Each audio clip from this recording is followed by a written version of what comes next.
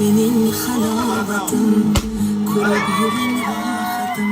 Ona izlasam ham biling, sizdek do'st topolmadim. Mening shirin zabonim, jannatim mehribonim, onam, onajongina. Assalomu alaykum. Assalomu alaykum hurmatli xonimlar va janoblar, aziz mehmonlar.